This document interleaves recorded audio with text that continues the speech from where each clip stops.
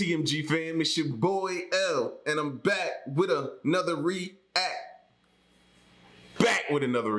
baby. How y'all feel? Welcome back to the channel. Salute. Still ain't got my meal yet. I'm still waiting on one of y'all. Y'all say we family. I say we family. Y'all invite your boy over for Sunday dinner, man. That's all I'm saying. But listen, we back with one of my favorite style videos, man. 5 truly creepy mysteries that are still unexplained. All right, so if you're new to the channel, man, hit the subscribe button. Leave your boy a comment. Just say what up. That's all you gotta do. Leave me a comment. Say what up to me. All right, and once you do that, for the haters, moment of silence. That's enough. Now run the likes up, baby. Make sure y'all hit that like button. Let's go. Check this out.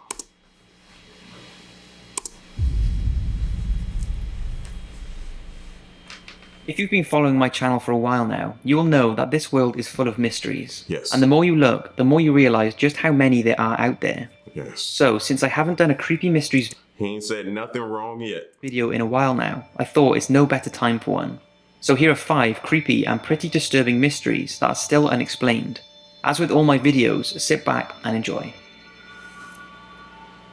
The Taman Shah case. Considered to be one of Australia's most enduring and baffling mysteries, the Taman Shah case is still the subject of intense speculation about what exactly happened to the unidentified man who was found on Somerton Beach in Adelaide.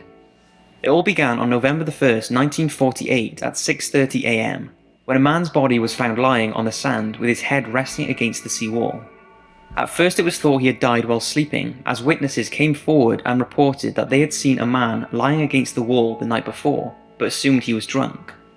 Then police found an unlit cigarette resting on the collar of his coat, and after searching his pockets to try and confirm his identity, all that was found was an unusual rail ticket, a bus ticket, cigarettes, matches and a comb.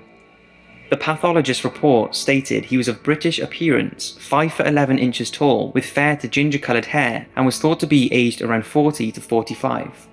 He was smartly dressed but had no hat or wallet, which was unusual for 1948. And even more bizarre was the fact that all of the labels in his clothes had been cut out and his entire body was freshly clean shaven. His teeth did not match any dental records of any known living person, and the autopsy showed several enlarged organs and congestion, and also revealed that his last meal was a pasty, but it didn't reveal what his cause of death was, which almost certainly was not natural causes. Poisoning was a possibility, but no foreign substance could be found in the man's body. Despite the police circulating his photograph worldwide, no one credible came forward to identify the man, and by November 1953, 251 members of the public came forward, claiming to have known or met the man, but all were disproved as just looking for media attention. At the inquest into the man's death, although not found in his body, the possibility of poisoning was discussed, and a substance was suggested by a professor that could poison someone without leaving any trace. But despite this suggestion, the cause of death was still reported as unknown. To add even more mystery to this case, a while after the man had been found dead, a tiny rolled up piece of paper was found in a fob pocket sewn into the dead man's trousers. The words printed on it were Taman Shah, which translated in Persian means ended or finished. Public library officials later confirmed that this could be found on the last page of a rare New Zealand book, and after the verse was circulated to the public, someone came forward and claimed he had found a copy of the book in the back seat of an unlocked car that was parked near the spot where the man's body was found, and tests later confirmed that the piece of paper was torn from this book. There were also some pencil markings in the back of the book that looked like some sort of code, but despite extensive investigations it was not deciphered, and there was still no conclusive evidence of how the man died, who he was, or why he had this piece of paper sewn into his trousers. Lots of names have been linked to the man's mysterious death, and there is even speculation that he was a government spy, but nothing has ever been proved. So could his death— That was the main thing I was thinking about. Whenever you hear stuff about, this couldn't be solved, or it was looked like poison without a trace, or different things that you would be like, how? First thing pop in my mind, government. Something to do with the government. Death have been the result of a perfect murder, or was it a case of poisoned suicide by a man who did not appear to have anyone who would have missed him?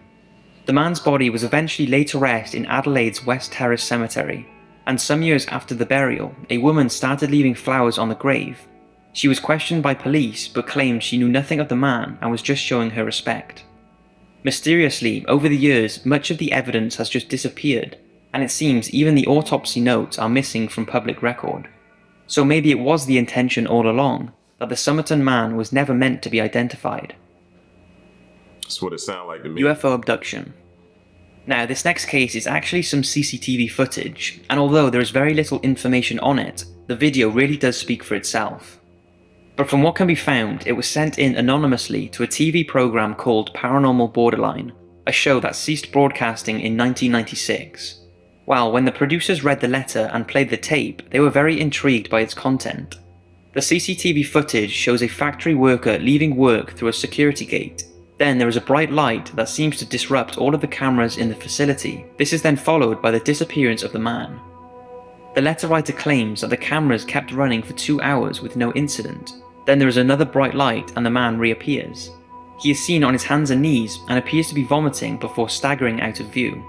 It has of course been shortened down, but the original has the 2 hours where the man had mysteriously disappeared. Take a look.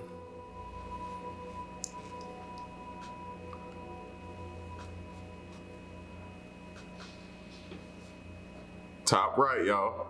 Oh!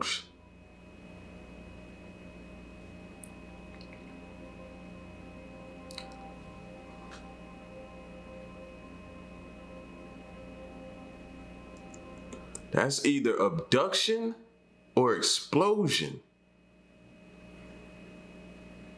One or the other, bro.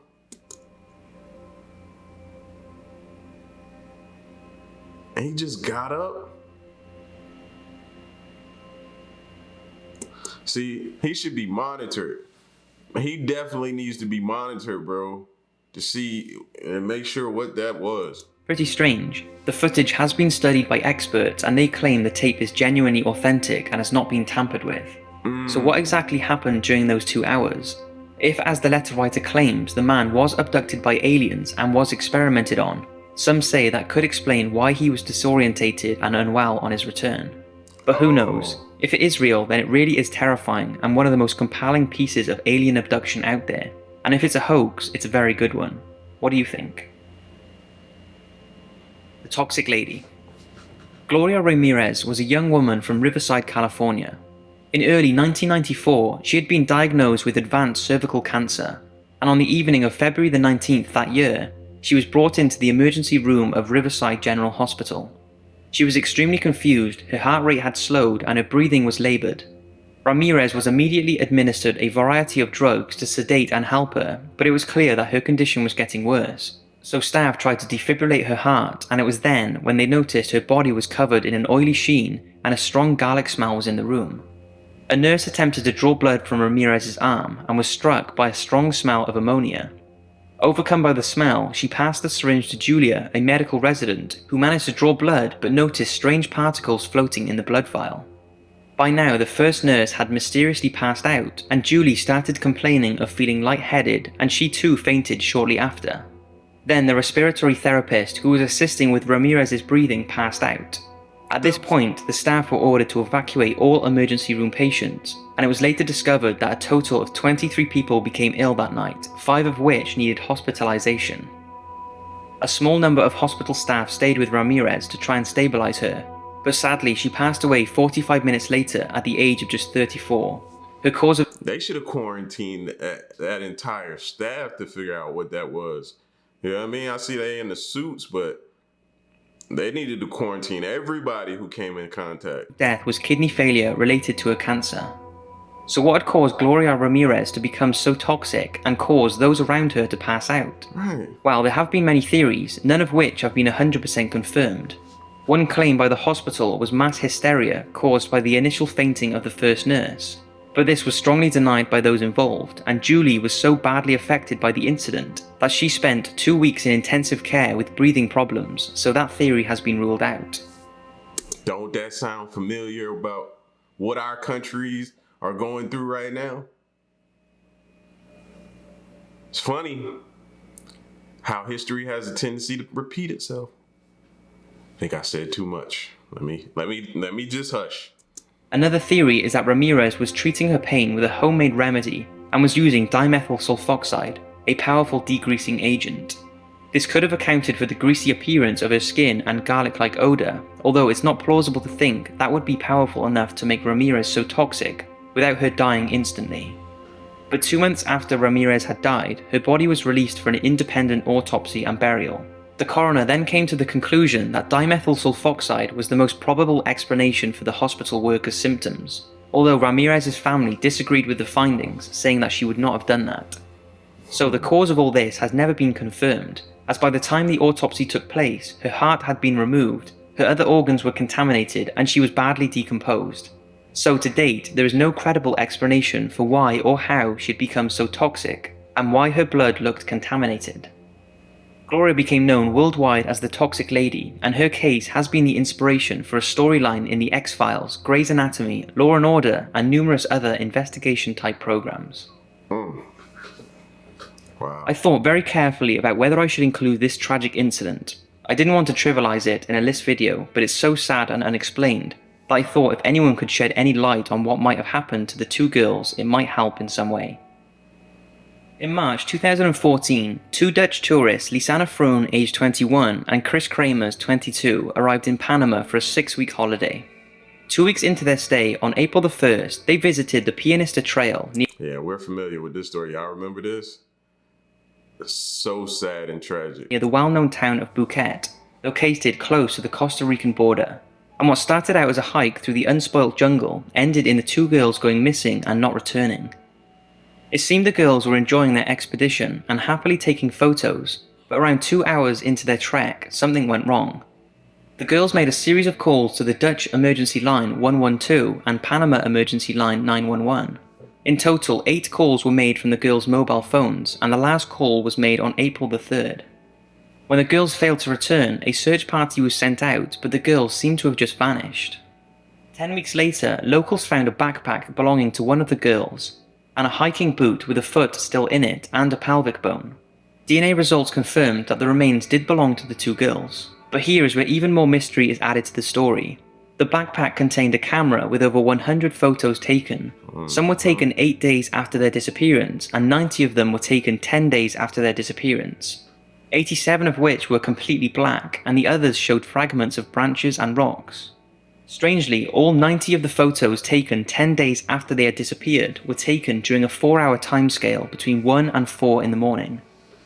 People have said maybe they were using their camera flash in a bid to attract the attention of search parties, or to try and light up the way for them to see in the pitch black forest.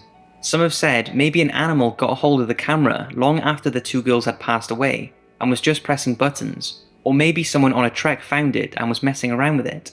It just seems so strange since the photographs were taken between 1 and 4 in the morning. After a detailed search and forensic analysis of the trail the girls took, it was concluded it would have been pretty hard for them to have gotten lost if they had stuck to the route. So what was the cause of their death? The thought of a crime was highly unlikely, and the most likely scenario is thought to be a fatal fall down one of the many slopes that lead to the riverbed. It seems that experts who studied the dark photographs also concluded that the location these images were taken corresponded with the location where the human remains were found. Although this explanation does seem plausible, it does not explain why the photographs were taken 8 and 10 days after their disappearance. Did one of them fall and injure herself and the other girl tried to help, but then realized they were both trapped? And since they had little food or water, they would have only survived a few days. All of the theories don't bear thinking about, and it's possible we will never know the truth behind what really happened, leaving this case one of the biggest disappearance mysteries in recent years. Yeah, that was... The Hinter Kaifak. That was definitely tragic, man. Still prayers and condolences to their families, bro. Keep trying to tell y'all about these trails and these trips y'all take. Be safe, bro. Don't veer off. Murders. Perhaps one of the most baffling murder cases in German history. Hinter Kaifak is not an actual place name, but the name given to a small farmstead 70 kilometers north of Munich.